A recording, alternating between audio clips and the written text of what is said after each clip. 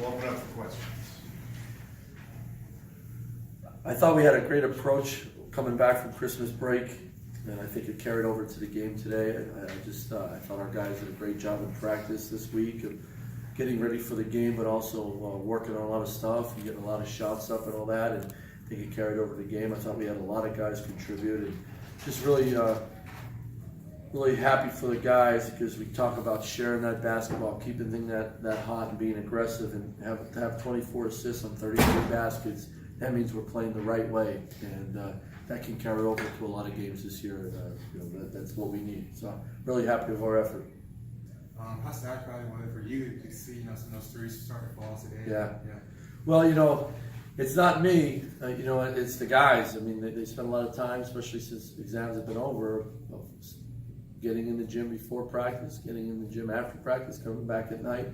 Guys now have routines of just getting a lot of shots up, or our coaches and our GAs rebound a lot of them and pass a lot of them, and it's a collective thing because everybody's helping our guys get through that. You saw today culminate to 14 made threes. That was pretty good. But I thought we took a couple bad ones, but I thought a lot of them were inside out, extra pass, and guys really stepping in, shooting good ones, and then with momentum going, and you see that thing go in a few times, it becomes contagious. And I was really proud of our guys. I thought everyone shot the ball well. What do you think about Malik's performance? Yeah, he just took really good ones, and the big thing we talk about is driving your legs. Really, drive your legs, start low and finish high, and he did that. And guys were looking for him when he was feeling it. Guys were looking for him, and he took good ones. And when you take good ones and you're a good shooter like Malik, they're going to go in. And really, really proud of him. Really happy for him. Is that something you felt like, kind of with the different looks they were giving you guys defensively, you felt like you could kind of take advantage of as far as shooting some of those threes? Yeah, they changed up their defense a little bit, their matchup to man-to-man, and then they were blitzing some ball screens. So when we threw it out on the ball screen, we just had some open. The ball was hot, we kept it moving. We really got some good shots and some open threes on the backside, and guys made them. Looking at your non-conference schedule, going into conference play, how much of that is a benefit for your team going into the top 18? I think huge benefit, maybe an advantage. You play really good teams on the road, you play in neutral, and then of course you have good teams come in here and play on your home floor. Good teams expose your weaknesses, and then you have to make those weaknesses better, make them strengths. And I think throughout the out of conference we saw that, and we had some great wins, we had some close ones. I wish we had a couple of them back, but I think we really improved from the beginning of the year till now. Now we got to take another step here in the month of January. But I think an out of conference schedule, everywhere I've been, as long as I've coached, we've always played the best teams we can. You got to love that competition.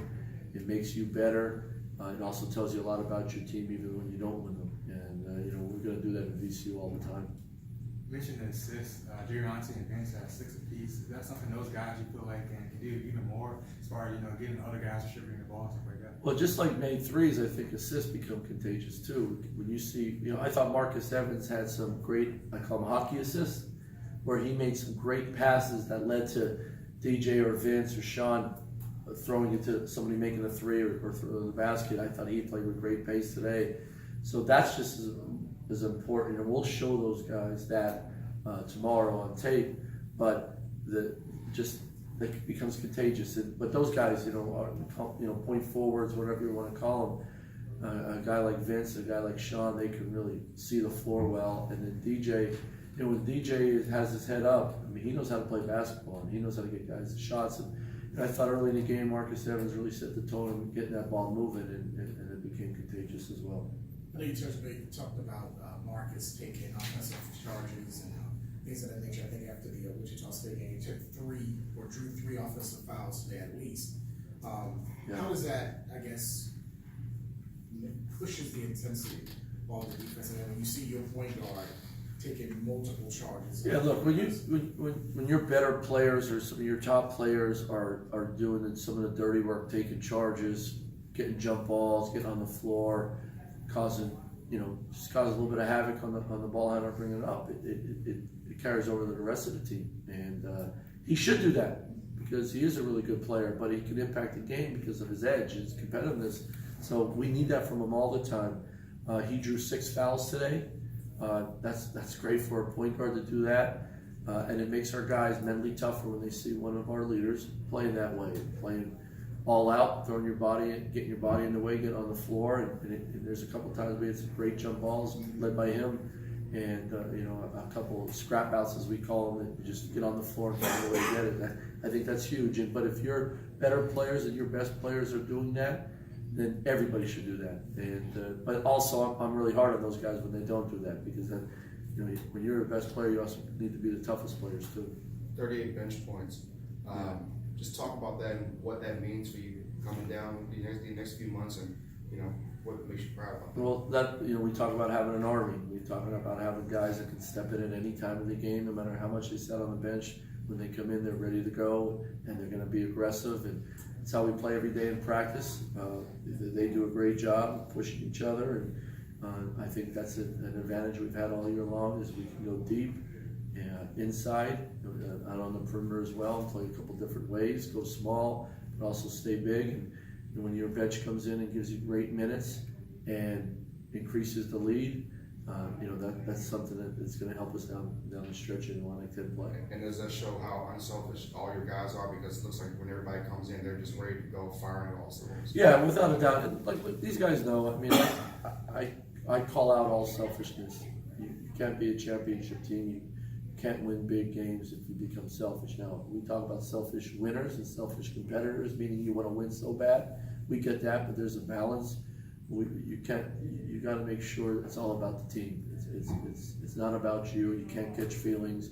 Do your job in the moment for you and your team as best you can, and good stuff's going to happen. We talk about it all the time. I really believe that. You feel like it's been, I guess, a better job of shot selection, kind of long in the game, the last couple games. Yeah. Shot State, shot 50%, the threes didn't fall today, threes fell, but especially early, some of the drives kind of got you guys going. Yeah, I thought that was huge, Wayne. Like the one thing, don't live or play the game based on if you're making shots or missing shots. Now that's hard to do when you have wide open ones and they're not going down. Have a balance to what we do, but I think logging the game has gotten better and better. We've just been showing more tape to our team and to the players individually, and I think they're just learning. They're learning more, and they're applying it to the next day of practice, the next game, and you're seeing that getting better and better. And I thought we took 1 or 2 bad threes, or we had maybe a turnover and a bad shot, and we came down and we got a good one, where early in the year it could have been 4 or 5 possessions. So we're getting better at that. I thought we had too many turnovers in the first half, just giving them the ball. We got better at that in the second half. If we can keep our turnovers to 13 and lower, that would really help us. What was better about? I think there's only 3 turnovers in the second half. So what was better about? Obviously, they're a team that has turnover teams. So. Well, yeah, they've turned people over, so we wanted to turn them over. I didn't think we'd turn them over enough.